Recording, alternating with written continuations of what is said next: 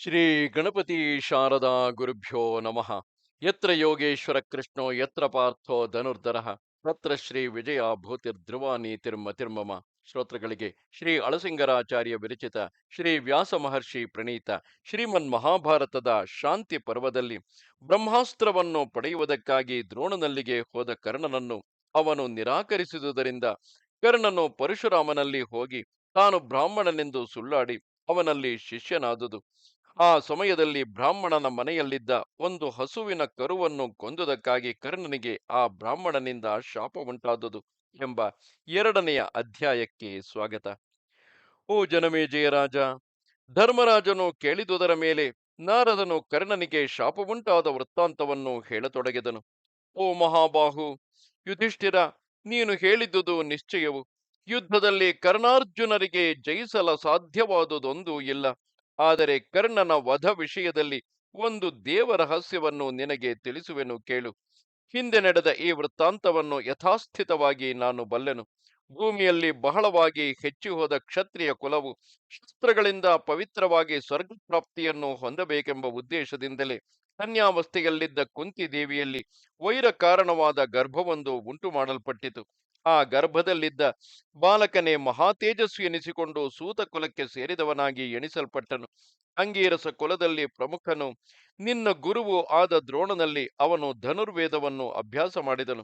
ಭೀಮಸೇನನಿಗಿರುವ ಬಲವನ್ನು, ಅರ್ಜುನನ ಅಸ್ತ್ರ ಸಾಮರ್ಥ್ಯವನ್ನು, ನಿನ್ನಲ್ಲಿರುವ ಬುದ್ಧಿಶಕ್ತಿಯನ್ನು, ನಕುಲ ಸಹದೇವರ ವಿನಯಾದಿ ಸುಗುಣಗಳನ್ನು, ಗಾಂಧೀವಧಾರಿಯಾದ ಅರ್ಜುನನಿಗೆ ಬಾಲ್ಯದಿಂದಲೇ ಶ್ರೀಕೃಷ್ಣನೊಡನೆ ಉಂಟಾದ ಸ್ನೇಹಾತಿಶಯವನ್ನು, ಪ್ರಜೆಗಳಿಗೆ ನಿಮ್ಮಲ್ಲಿ ಹೆಚ್ಚುತ್ತಿರುವ ಅನುರಾಗವನ್ನು ನೋಡಿದ ಹಾಗೆಲ್ಲ ಆ ಬಾಲಕರಿಗೆ ಆ ಬಾಲಕನಿಗೆ ಮನಸ್ಸಿನಲ್ಲಿ ಮಾತ್ಸರ್ಯವು ಹೆಚ್ಚಿ ಅದರಿಂದ ಬಹಳವಾಗಿ ಕುದಿಯುತ್ತಿದ್ದನು. ಅವನಿಗೆ ಜನ್ಮಸಿದ್ಧವಾದ ಸ್ವಭಾವದಿಂದಲೂ ದೇವತೆಗಳ ಸಂಕಲ್ಪದಿಂದಲೂ ನಿಮ್ಮಲ್ಲಿ ನಿತ್ಯ ದ್ವೇಷವು ಹೆಚ್ಚಿತು. ಅಲ್ಲದೆ ಧನುರ್ವಿದ್ಯೆಯಲ್ಲಿ ಅರ್ಜುನನು ತನಗಿಂತಲೂ ಮೇಲೆನಿಸುತ್ತಿರುವುದನ್ನು ಕಂಡು ಸಹಿಸಲಾರದೆ ಸಂಕಟ ಪಡುತ್ತಿದ್ದನು. ನಿಮ್ಮಲ್ಲಿರುವ ದ್ವೇಷದಿಂದ ನಿಮಗೆ ವೈರಿಯಾದ ದುರ್ಯೋಧನನಲ್ಲಿ ಬಾಲ್ಯದಿಂದಲೇ ಸ್ನೇಹವನ್ನು ಬೆಳೆಸಿದನು. ಹೀಗೆ ಕರ್ಣನು ನಿಮ್ಮ ಮೇಲಿನ ಮಾತ್ಸರ್ಯದಿಂದ ಹೇಗಾದರೂ ನಿಮಗಿಂತಲೂ ತಾನು ಮೇಲೆನಿಸಬೇಕೆಂದು ಯೋಚಿಸಿ ಒಮ್ಮೆ ರಹಸ್ಯವಾಗಿ ದ್ರೋಣಾಚಾರ್ಯನಲ್ಲಿಗೆ ಬಂದು ಹೀಗೆಂದನು. ಆಚಾರ್ಯ, ನಾನು ನಿಮ್ಮಲ್ಲಿ ಪ್ರಯೋಗ ಮತ್ತು ಉಪಸಂಹಾರ ಕ್ರಮಗಳೊಡನೆ ಬ್ರಹ್ಮಾಸ್ತ್ರವನ್ನು ಕಲಿಯಬೇಕೆಂದು ಅಪೇಕ್ಷಿಸುವೆನು. ಯುದ್ಧ ವಿದ್ಯೆಯಲ್ಲಿ ಯಾವ ಭಾಗದಲ್ಲಿಯೂ ಅರ್ಜುನನಿಗಿಂತಲೂ ಕಡಿಮೆಯಾಗಿರಬಾರದೆಂಬುದು ನನ್ನ ಕೋರಿಕೆ. ನೀನು ಶಿಷ್ಯರನ್ನು ಸ್ವಂತ ಮಕ್ಕಳಿಗೆ ಸಮಾನವಾಗಿ ನೋಡತಕ್ಕವನು. ನಿನ್ನಲ್ಲಿ ಶಿಷ್ಯನಾಗಿದ್ದ ನನ್ನನ್ನು ಲೋಕದಲ್ಲಿ ವಿದ್ವಾಂಸರಾರು ಅಸ್ತ್ರವಿದ್ಯೆಯನ್ನು ಸಂಪೂರ್ಣವಾಗಿ ತಿಳಿದವನಲ್ಲವೆಂದು ಹೇಳಬಾರದು. ಅದರಂತೆ ಅನುಗ್ರಹಿಸಬೇಕು ಎಂದನು. ಆಗ ದ್ರೋಣನು ಆ ಕರ್ಣನ ದುರ್ಬುದ್ಧಿಯನ್ನು ತಿಳಿದು ಅರ್ಜುನನಲ್ಲಿ ತನಗಿರುವ ನಿಜವಾದ ಪಕ್ಷಪಾತವನ್ನು ಬಿಡದೆ ಆ ಕರ್ಣನನ್ನು ಕುರಿತು, ಓ ಕುಮಾರ, ವಿದ್ಯುಕ್ತವಾಗಿ ವ್ರತವನ್ನು ನಡೆಸಿದ ಬ್ರಾಹ್ಮಣನೇ ಬ್ರಹ್ಮಾಸ್ತ್ರವನ್ನು ತಿಳಿಯುವುದಕ್ಕೆ ಅರ್ಹನು. ಹಾಗಿಲ್ಲವೇ ಉತ್ತಮ ತಪಸ್ಸಿನಲ್ಲಿ ನಿರತನಾದ ಕ್ಷತ್ರಿಯನು ಬ್ರಹ್ಮಾಸ್ತ್ರವನ್ನು ಕಲಿಯಬಹುದು. ಇತರರು ಆ ಬ್ರಹ್ಮಾಸ್ತ್ರವನ್ನು ಹೇಗೂ ಕಲಿಯಬಾರದು ಎಂದು ನಿರಾಕರಿಸಿದನು. ಈ ಮಾತನ್ನು ಕೇಳಿ ಕರ್ಣನು ಮನಸ್ಸಿನಲ್ಲಿ ವ್ಯಾಕುಲಗೊಂಡರು. ಗುರುವನ್ನು ಯಥೋಕ್ತವಾಗಿ ಪೂಜಿಸಿ ಅವರಿಂದ ಅನುಮತಿಯನ್ನು ಪಡೆದು ಅಲ್ಲಿಂದ ಹಿಂತಿರುಗಿ ನೆಟ್ಟಗೆ ಮಹೇಂದ್ರ ಪರ್ವತಕ್ಕೆ ಹೋದನು. ಅಲ್ಲಿ ತಪೋನಿರತನಾಗಿದ್ದ ಪರಶುರಾಮನಲ್ಲಿಗೆ ಬಂದು ತಲೆ ಬಗ್ಗಿ ನಮಸ್ಕರಿಸಿ, ಓ ಮುನೀಂದ್ರ, ನಾನು ಭೃಗುವಂಶದಲ್ಲಿ ಹುಟ್ಟಿದ ಬ್ರಾಹ್ಮಣನು ಎಂದು ಹೆಮ್ಮೆಯಿಂದ ಹೇಳಿಕೊಂಡು ಸಾಷ್ಟಾಂಗವಾಗಿ ನಮಸ್ಕರಿಸಿದನು. ಆಗ ಪರಶುರಾಮನು ಅವನ ಕುಲಗೋತ್ರಗಳನ್ನೆಲ್ಲ ವಿಚಾರಿಸಿ ಅವನು ಬ್ರಾಹ್ಮಣನೆಂದೇ ತಿಳಿದು ಅವನಿಗೆ ಸುಖಾಗಮನವನ್ನು ಕೇಳಿ, ನೀನು ನನ್ನಲ್ಲಿ ಶಿಷ್ಯನಾಗಿರು ಎಂದು ತನ್ನಲ್ಲಿ ಇರಿಸಿಕೊಂಡು ಪ್ರೇಮದಿಂದ ಕಾಣುತ್ತಿದ್ದನು. ಸ್ವರ್ಗ ಸಮಾನವಾದ ಆ ಮಹೇಂದ್ರ ಪರ್ವತದಲ್ಲಿ ಸೇರಿದ ಮೇಲೆ ಕರ್ಣನಿಗೆ ದೇವ ಗಂಧರ್ವ ಯಕ್ಷ ರಾಕ್ಷಸರೊಡನೆ ಆಗಾಗ ಸಮಾಗಮವು, ಅವರ ಪರಿಚಯವೂ ಉಂಟಾಯಿತು.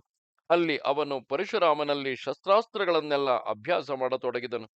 ಅಲ್ಲಿ ಬಂದು ಹೋಗುತ್ತಿದ್ದ ದೈತ್ಯ ದಾನವ ರಾಕ್ಷಸರ ಪ್ರೀತಿಗೂ ಇವನು ಪಾತ್ರನಾದನು. ಹೀಗಿರುವಾಗ ಕರ್ಣನು ಒಮ್ಮೆ ಆಶ್ರಮಕ್ಕೆ ಸಮೀಪವಾದ ಸಮುದ್ರ ತೀರ ಪ್ರದೇಶದಲ್ಲಿ ಕತ್ತಿ ಬಿಲ್ಲುಗಳನ್ನು ಕೈಯಲ್ಲಿ ಹಿಡಿದು ಏಕಾಕಿಯಾಗಿ ಸಂಚರಿಸುತ್ತಿದ್ದನು. ಹೀಗಿರುವಾಗ ಅದರ ಸಮೀಪದಲ್ಲಿ ಅಗ್ನಿಹೋತ್ರಿಯು ವೇದವಿತ್ತು ಆದ ಒಬ್ಬ ಬ್ರಾಹ್ಮಣನ ಹೋಮಧೇನುವನ್ನು ಅಕಸ್ಮಾತ್ತಾಗಿ ಅಜ್ಞಾನದಿಂದ ಕೊಂದು ಬಿಟ್ಟನು.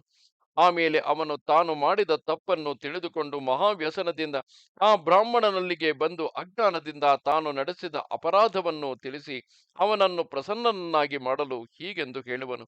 ಹೇ ಭಗವನ್, ನಾನು ತಿಳಿಯದೆ ನಿಮ್ಮ ಹೋಮಧೇನುವನ್ನು ಕೊಂದು ಬಿಟ್ಟೆನು. ಇದನ್ನು ನಾನು ಬುದ್ಧಿಪೂರ್ವಕವಾಗಿ ಮಾಡಿದವನಲ್ಲ.